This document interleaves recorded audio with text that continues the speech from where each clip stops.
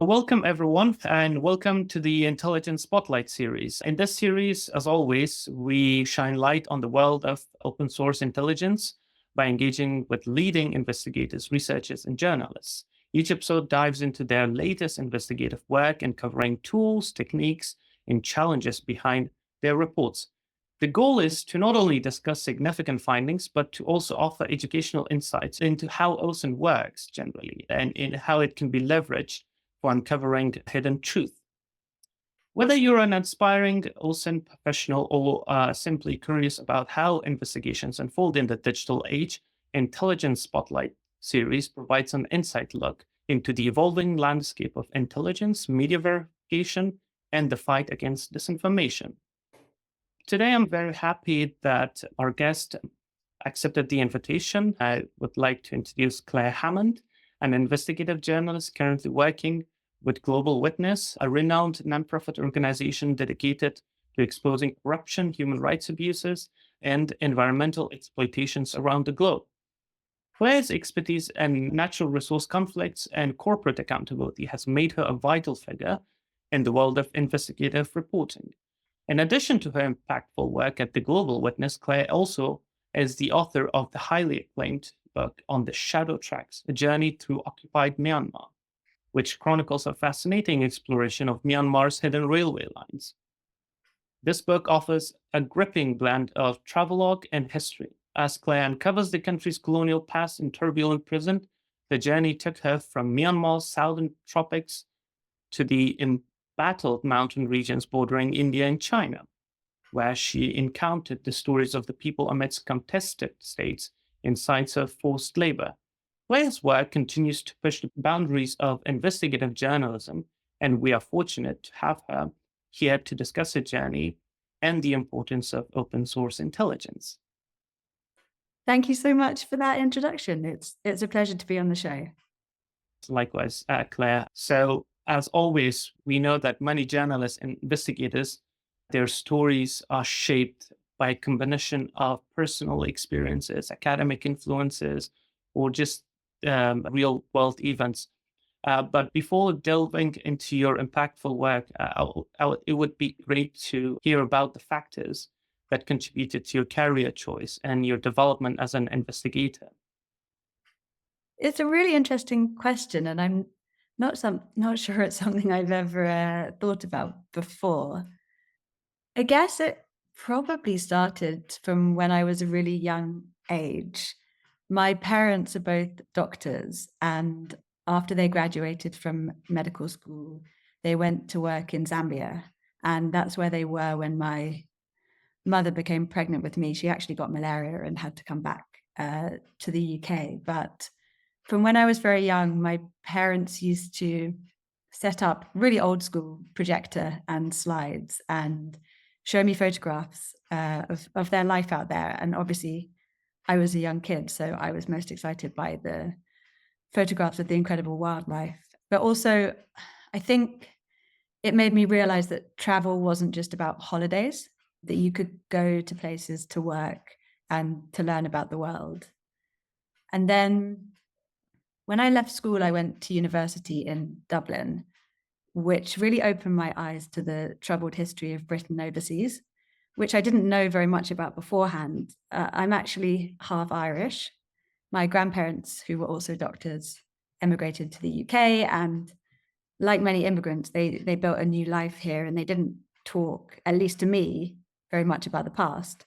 So it was at university where I began to get a sense that I could learn more about Britain's history when I was somewhere else, or at least to see it more clearly and to get an alternative view. And I think that built the foundations of the work I do now. And a lot of my work relates to British history, or more broadly, the history of empire and its legacies in terms of extraction. And then today, of course, neocolonialism. When I was at university, I traveled a lot. There's one thing that sticks out in my mind as shaping the work that I do now. In the summer of 2010, I think it was, I traveled through the Middle East, starting in Turkey, into Syria, Jordan, and then across to Egypt. And we had a book with us which described a lot of the same places we were traveling through. And it's by William Dalrymple, and it's called From the Holy Mountain. It really opened up to me the possibility that I could make a career out of travel writing. I hadn't read very much nonfiction at the time, and I hardly read the news, to be honest. I didn't read much journalism. So mine isn't a typical path into journalism. And I think that's reflected in the type of stories that I write, and they're often a long way from the international news cycles. It was Dalrymple's deeply reported way of writing about the world, because it is reportage as well as being travel writing and history. It was really exciting to me, and that opened up a whole new world of travel writers, and I just kind of kept on reading. So Eric Newby, Paul Theroux, Patrick Leigh-Fermor, Dervla Murphy. I wanted to start writing travel books, but I didn't have any money saved up. And you do need a little bit of money to go out and write a travel book. So I figured that a good way to get paid to write about the world was to go into journalism, which I did. My first job after university was in Hong Kong, and then my work kind of progressed from there. That's quite incredible. The fact that you traveled, and that travel in itself has brought a lot of inspirations and how the world works generally when you go out to the zone, basically. And it's interesting that you ended up in Myanmar. And now I guess the time to understand that this country, it was long been plagued by complex internal conflicts, where there was military control and then the human rights abuses, and many of which received little attention on the global stage, especially when there were other conflicts going on around the world. And your dedication to exposing the situation in Myanmar, why Myanmar? And what makes its conflict particularly compelling to you compared to other areas of the world? I don't think I saw it initially as a place of conflict. I didn't really know much about Myanmar at all. I was living at the time in Hong Kong, and this was in 2012 when, after 50 years of Myanmar being a military dictatorship, there were these sweeping economic and political reforms. Aung San Suu Kyi, the Nobel laureate, had been released from house arrest, and she was sitting in parliament. There was all this talk about the transition to democracy, and that was what drew me to the country. I went to visit in 2013. I was so excited by the changes and the genuine excitement shared by people around me. I covered the election for a newspaper there, and then I researched my book, which I think we'll talk about a bit later. I was going to move on to go somewhere else, but a good friend of mine called Sunny Sway, who had set up the newspaper I'd been working for, he was setting up a new publication, an investigative magazine. He asked if I would stick around to work for him, which I did. I ended up staying for 3 more years until 2020. It was really the people who compelled me to stay. I think also in your 20s, you feel like you have infinite time. And I started working there, and I got so absorbed in the stories I was writing, the people I was working with, that I hardly noticed the years passing by, and then realized I had actually spent a good portion of my career to date working in Myanmar. But I think also Myanmar is a microcosm of so many of the big stories that impact our world.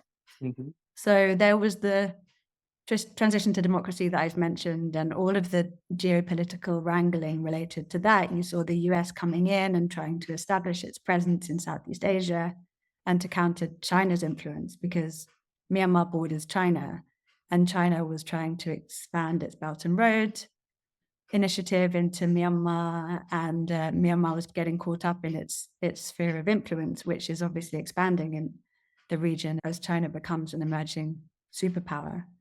And then soon after the historic election, where Aung San Suu Kyi was voted into power, the Rohingya crisis broke out. For your listeners who are not aware of it, it's a genocide that took place in Myanmar's northwest. I was reporting then on the mechanisms of international justice and what can and can't be done by the international community in terms of accountability, which is a major story that I think has implications for genocides that have taken place in other parts of the world. At the same time, Myanmar is home to some of the world's longest running civil wars. So there were so many stories to report on around the drivers of war, but also state building and nationhood and the use of propaganda in both of those things that I think are applicable to a lot of domestic conflicts elsewhere. And these wars are also fueled by the illicit economy. Hmm. Myanmar's unusually rich in natural resources. I've been doing some work on it at Global Witness, and also one of the largest producers in the world of narcotics, methamphetamines, but also opium, heroin. It rivals Afghanistan as one of the largest producers of heroin. So there were so many stories to report about the intersection of these things and the connection of armed groups in Myanmar to criminal networks in the region and increasingly the world, and the devastating human impact of that. And then Myanmar is really badly affected by climate change, flooding and drought. I spent time reporting on the impact of that. So from a journalistic perspective, there was a lot of work to keep me there too. That's quite incredible, witnessing all of those shifts and the hidden layers behind a country that barely one can remember. I do remember the genocide that was happening, and where hundreds of thousands, even millions of Rohingyas were displaced, and many fled to Bangladesh. It was one of the crises after 2010, and it's not that far. It was a few years ago. Mm. It's already forgotten in media in most places. And then you actually touched upon other areas of natural resources and how the country is also is kind of facing exploitations in that area. And in one of your recent investigations, the work that you do at the Global Witness, it was mainly focused on the rare earth minerals and how these are critical in the production of various modern technologies, but they also carry a darker side in Myanmar. The mining of these materials has also been linked to financing the military junta, from what I read. And then maybe for our listeners who are not familiar with the topic, if you break down what rare earth mining involves and how it has empowered Myanmar's military. Absolutely. So if we take a step back, Myanmar's borderlands since independence have been controlled by a lot of different ethnic armed groups that Myanmar's military has been fighting for decades. Over the decades, the military has signed ceasefire agreements with some of these groups. They have transformed into something called border guard forces, Mhm. and they are technically part of the military's chain of command. In Myanmar's north, the military had signed a ceasefire with a militia leader called Sakung Tingying, and that part of the country had been turned into something called Kachin Special Region 1. It's basically run like a fiefdom of a man who has signed a ceasefire with Myanmar's military, and his troops have been incorporated into the military chain of command, but they have some degree of autonomy as well. And part of the ceasefire terms with his group and others was that these groups could conduct their own business activities, with which the military would take a cut through various ways of doing that. In around 2015, 2016, when China had been grappling for a long time with the environmental impacts of rare earth mining, and they'd shut down a lot of their mines in the main mining regions. A lot of Chinese businessmen started coming across the border into Kachin Special Region 1, because that is a region that is very rich in heavy rare earths. So these are rare earths that are used, they're essential actually for the magnets that power electric vehicles and wind turbines that are essential for the green transition. Mhm. But the way that they're mined is really harmful. So you would clear the vegetation from the mountain, dig holes in the ground, and inject ammonium sulfite, which is a chemical that effectively liquidizes the earth. It percolates through the mountains, and the solution is drained into these collection pools. They appear from space, and maybe we'll talk about this in a minute because you can see them on satellite imagery. They appear like these blue pools because the tarpaulin is blue. Mhm. And from there, the minerals are precipitated out in a process called in situ leaching. And once a mountain has been leached, then the site is just abandoned. Mhm. So what happened in this area is that you see the pools popping up and then they just proliferate everywhere. The minerals are exported to China and the profits from the mining are going to this man, Tingyin, his affiliates, family members, and so on. And because his militia is part of Myanmar's military chain of command, there is a degree of profit sharing with Myanmar's military. So it's funding abuses by the militia, but it's also funding abuses by the military against people across the country. And what are the environmental effects once they're lynching the mountain? Is this area will be useful again? Will tree grow again? Will plants grow again in these areas? No, because you've injected the mountains with chemicals. There hasn't been as much deforestation as we anticipated because a lot of it, you're drilling the small holes in the mountainsides. There's a different type of heavy rare earth mining where you would just completely clear Mhm. the land, but it contaminates the water sources. Mhm. So local people gave reports of coming up in hives, their livestock dying, a lot of the wildlife in the area dying. And there are quite a lot of endangered species in this part of the world. The crops contaminated, a lot of the farmers in this part of the country, because it borders China, would Mhm. sell their crops to China, but the buyers in China knew very well the effects on the environment of rare earth mining because it had been a big scandal in China. And so they stopped buying the contaminated crops. So people were losing their livelihoods. People who used to depend on the source of water for drinking could no longer use it. And so they were having to buy expensive bottled water. And this is at a time when people are losing their livelihoods and obviously can't really afford to do that. The other major concern was that the waterways in this part of Myanmar, it's in Myanmar's far north, and that's where its biggest river, the Ayeyarwady or Irrawaddy River, originates. And so there were studies done in China on the water sources in the rare earth mining area that had contaminated drinking water a long way downstream as far as Hong Kong. So the tests hadn't been done in Myanmar, but there were fears that a similar thing could happen because the Ayeyarwady really is the country's lifeblood. How much OSINT played a role in this investigation, and whether these sites were accessible without the need of going through satellite imagery? OSINT was really important throughout the investigation, although the piece did rely quite heavily on sources too. It started out with the satellite imagery part of it, which was accessible even to me.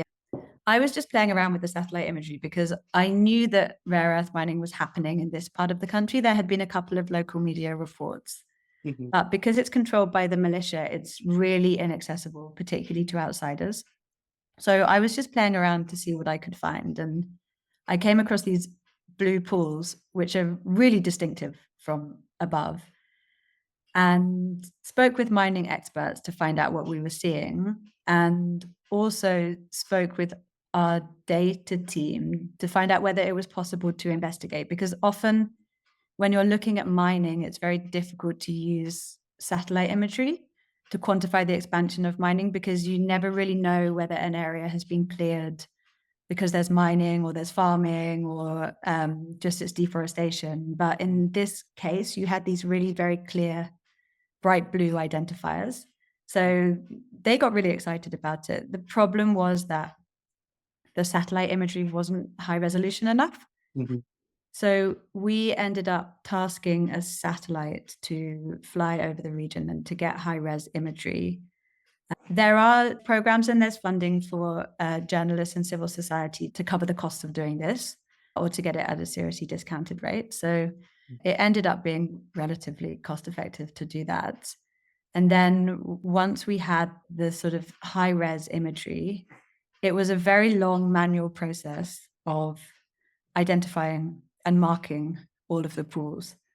So my colleague developed a program for sort of identifying the areas, but it ended up being we had to go through them one Mhm. by one. And very kindly, somebody else spent a few days Mhm. doing that. We use social media a lot. So the main one in Myanmar that people use is Facebook. It's Mhm. huge in Myanmar. It's basically the internet. So we had a list of keywords that we translated into Burmese and Jingpo, which is the main language Mhm. spoken in Kachin and a couple of local languages. And we searched for profiles and we searched for places. Panghua, for example, is where most of the mining happens, and it has its own page. We could go there and then take a look through all the videos and photos that people were posting. Some of them were of rare earth mining and the methods that people were using. It's this incredible manual thing where a bunch of guys would trek up the mountainside, hollering to each other, putting the poles in the ground and pouring it in. So we could see, like, in a lot of detail how this was happening. And then some people had pretty open Facebook pages. So we were gathering information on miners and so on, and putting together a lot of imagery to support the investigation. The company mapping we also did online through the company's database. We got a list of names of the companies because the mining is all illegal. There was no permits given out, but the companies were registered. So a source gave us the names of the companies. We had to do a lot of trial and error because in Myanmar, there's no transliteration to the English alphabet. So, like, people and companies would spell their names in lots of different ways. So we had to play around for a while, but eventually we did find all of the companies. And then at the time, you can't do it anymore, but at the time you could pay for company extracts. And so we got all the names of the people in the companies, and we could match some of those to Facebook profiles and start building up an idea of the people who were controlling this industry and their relationships with Myanmar's military. It turned out through interviews, and we probably wouldn't have been able to find this out without interviews, that these companies were basically front companies. So they gave us a sense of who, and it was mostly this guy I've mentioned before, Zakuntinying, and his family members, who were the shareholders in the front companies, so who were probably profiting from the agreements. But behind the scenes, it was Chinese investment, Chinese money, Chinese expertise. So that was on the Myanmar side of the border. Equally, a lot of the key documents we had about the local resistance to the mining, letters to Myanmar's military asking for the mining to stop, or the results of an investigation into illegal mining by the democratically elected government, and surveyed by local groups. Those were sources, those were documents that were shared with us that weren't published online. So there was a bit of back and forth, like we get those things and then we check out what we could about the information in there online, and then we go back to the sources. The other key piece was the trade data. So my colleagues scraped import data from China customs and pulled out the numbers, which were staggering. So it was 1.5 million worth of exports in 2015. That was at the beginning. By 2021, the value that year was 780 million. And by 2023, my colleagues just did an update on the report. It had hit 1.4 billion. It just grew so fast. And this same colleague crunched the numbers showing that Myanmar is now the world's largest source of heavy rare earths, and that 90% of their value is in the permanent magnets that power the key things that we need really for the energy transition. So yeah, EVs and wind turbines. On the Chinese side, we found less. We did a pretty extensive review of Chinese language sources online.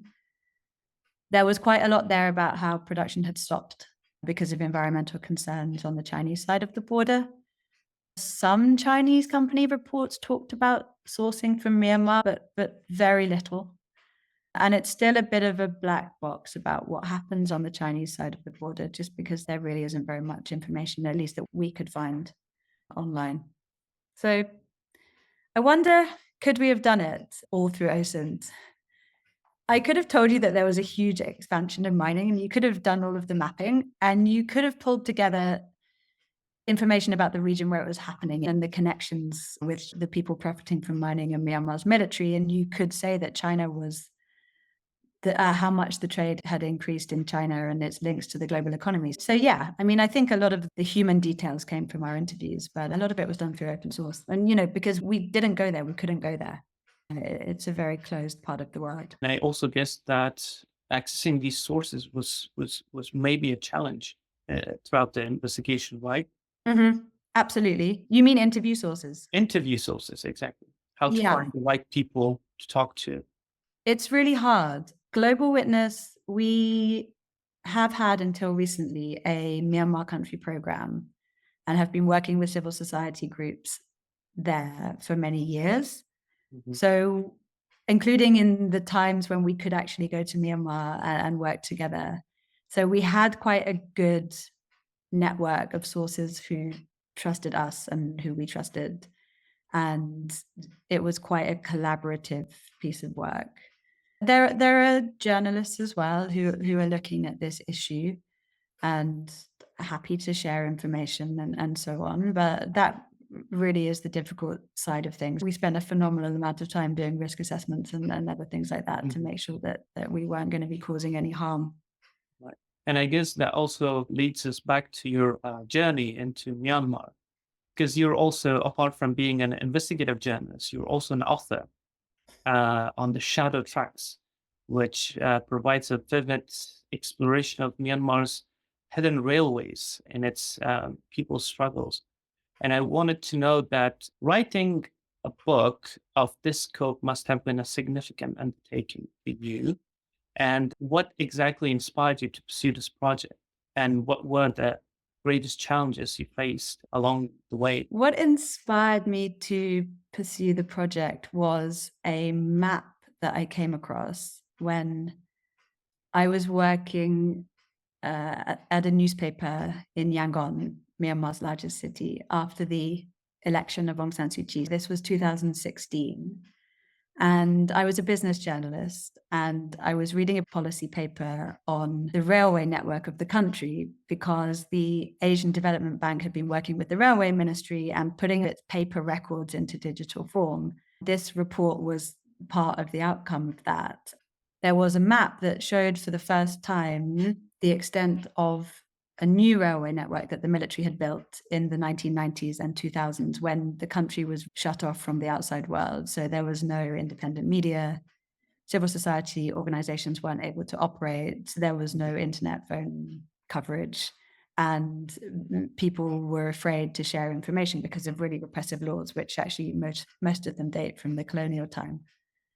So I started asking questions about these railway lines, and no one really had any answers.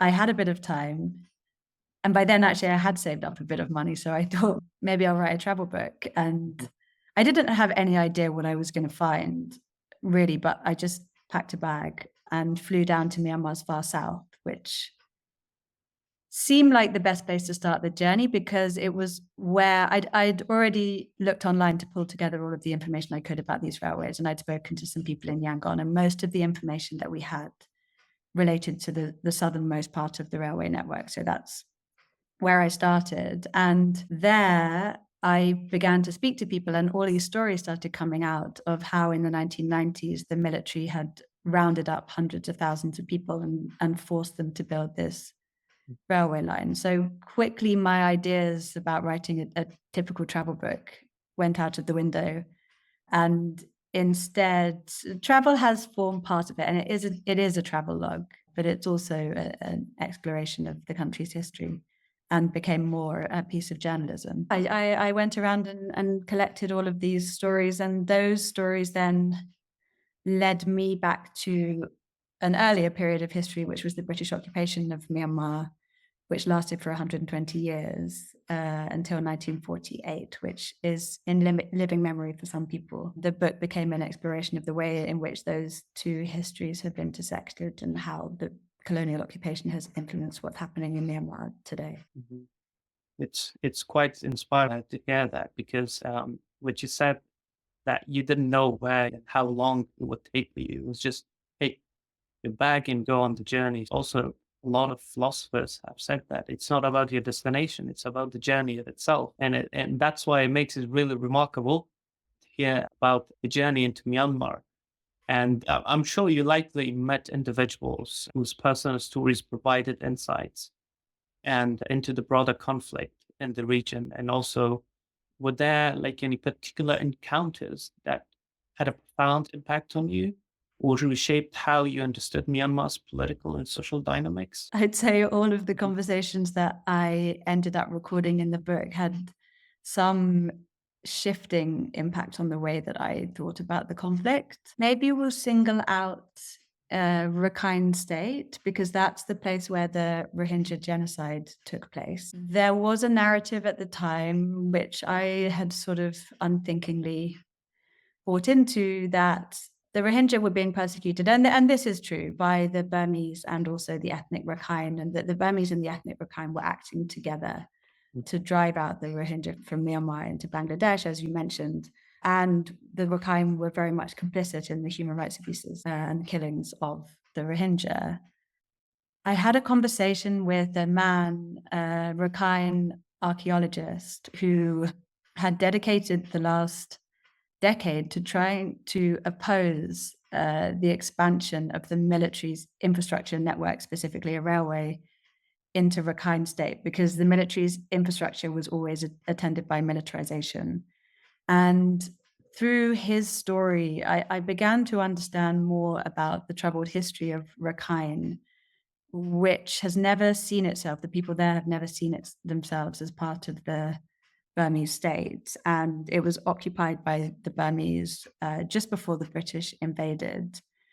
And the fallen Rakhine kingdom of Ra'u, which is where we were wandering around and talking about together, is a symbol of that lost sovereignty.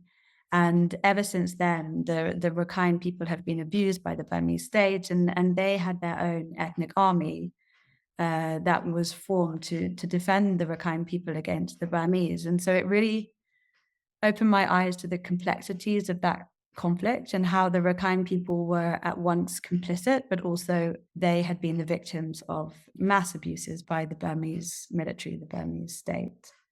Then I think in the north, the far north, Kachin state, and they've been fighting for independence from the Burmese state ever since the country became independent from Britain. And there I met train drivers whose grandfathers were from India and had driven trains for the British as the British came north and built this railway to occupy the far north. And then they were driving trains for the Burmese military, again, to occupy the far north. And there was a Kachin fighter there who I met on the railway line who was fighting against this. And his story mirrored an earlier story that I found in the archives about a guy who, really close to there, had been fighting against the British expansion of the railway network.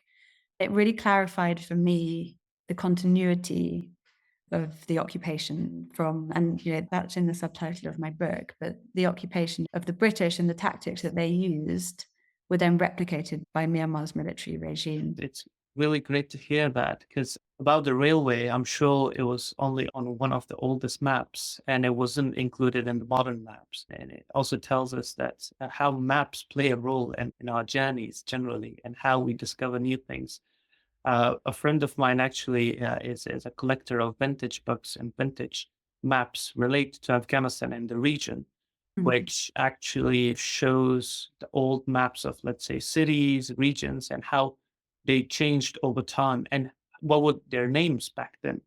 So it's quite remarkable that actually you have seen a lot in Myanmar. And if we say from the rise of Aung San Suu Kyi, when she was elected, it was a moment of pride for South Asia. It was a big news all over. It was the start of democracy in that region, and it was praised a lot. And then, unfortunately, ended up with a military coup. For you, living through these changes must have influenced your perspective on the country as well. How did these shifts affect your understanding, and whether they shape your view of the people's aspirations? In the weeks after the coup of 2021, something really extraordinary happened. The military imposed a curfew at 8 p.m. And initially, people started banging their pots and pans, and they would come out onto their balconies all across the country, and they would bang pots and pans, and they would start singing these incredibly moving revolutionary songs. There's one called Kaba Machebu, which is to the tune of Dust in the Wind, and that's the anthem of the 1988 democracy movement that propelled Aung San Suu Kyi into the international spotlight. Millions of people sang all across the country. It was this unified act of defiance that really represented for me the hope of the transition years that was dashed with the coup. And also, what an incredibly long struggle that it's been.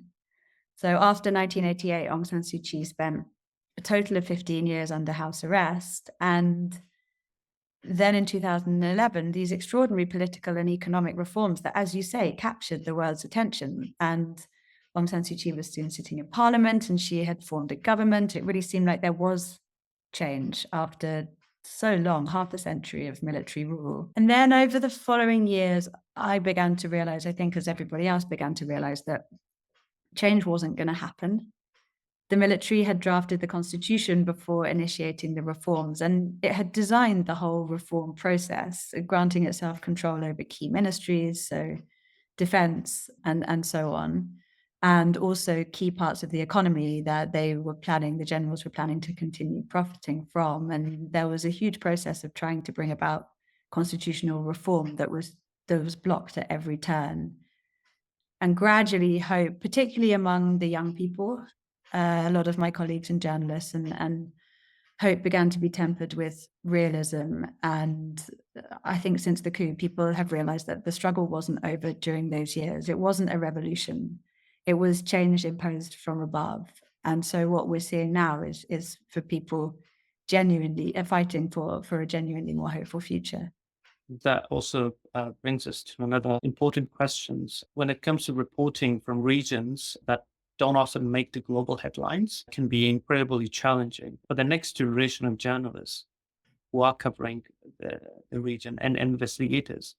Your experience is invaluable, for sure.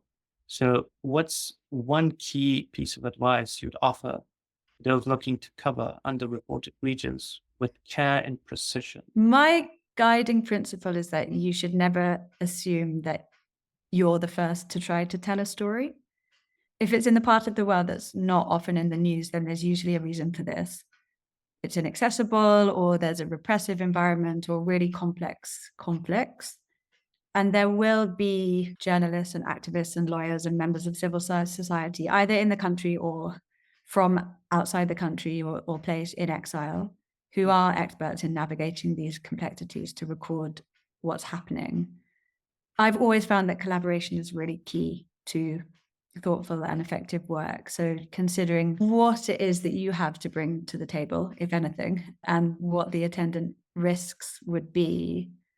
So maybe I take the example of the rare earth piece. Local civil society groups and journalists had been documenting the issue to some degree, and we spoke to a lot of people early on about whether or not to look into this issue, whether it would help or cause unnecessary harm.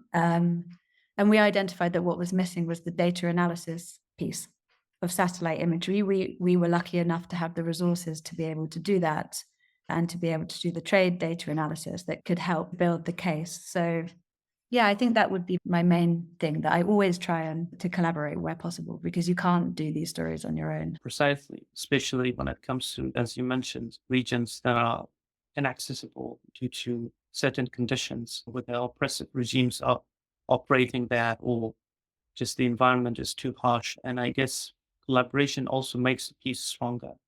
And as they say, teamwork is better than having to do it all by yourself. Maybe there's time sensitivity into that as well, because you want to bring justice to a story. So you also need to be time sensitive in that case. Regarding time sensitivity, I guess we're coming to the end of our conversation as well. And I would like to say that investigative work like yours doesn't just uncover the truth, it also has the potential to shape the global discussions. As we've seen, reports like yours brings attention to the injustices that are happening in that region. And it could also be a way for accountability and the value of human rights. With both your book and your work at the Global Witness, what do you hope the broad impact will be in terms of fostering a deep understanding of conflict and driving the call for justice? I think I have different aims with the book and my work with Global Witness. The book for me was really about telling a story, and I don't think I have specific hopes for its impact on conversations around justice and accountability. It was my own exploration of history in Myanmar and my journey towards understanding how that connects to British colonial history. If I do have a hope, it's that it would open up conversations in Britain around our colonial occupation of Myanmar, because people know absolutely nothing about it here. Mhm. But more broadly, I wanted to transport people to the country who didn't know much about it. I think we have a lot to learn from people in Myanmar about resilience and resistance. And I was really at a very simple level, just trying to do justice to the extraordinary stories that people had told me all around the country. Global Witness, of course, is an advocacy group, and our investigations are tied to specific campaign goals, which do include justice and accountability relating to harms caused by mining. And my work on rare earth mining in Myanmar and now in other countries around the world of transition minerals is tied to specific aims around supply chain transparency and trying to get companies to pull out if they are causing harms to communities and the environment. And the UN recently put out recommendations to governments and industries to guide the global energy transition. All of our investigations will be about working to make sure that those are achieved. So it's nice to have that balance in my writing between things that don't have to always be tied to specific goals and can just be about storytelling and people making their own conclusions. I don't come to any sweeping conclusions in the book, and that was on purpose. I'll ask you one more thing, and that will be about the tool that you mostly use and that has been very helpful in your investigative work, and you would recommend others to also use it. Which tool that would be? I think my tool of choice would be the Wayback Machine, because often when you're investigating companies and individuals that are doing shady things, Mhm. they will put things on their websites and then take them off again. And that happens a lot. If you look at early versions of websites, there's often a huge amount of information about what the company was set up to do, who it's connected to, phone numbers, email addresses, and things that later disappear. So it's definitely worth checking out whether you can dig through the archives of what a company itself has said about what it is and what it's doing. Great. Thank you so much for your time. Thank you so It was much.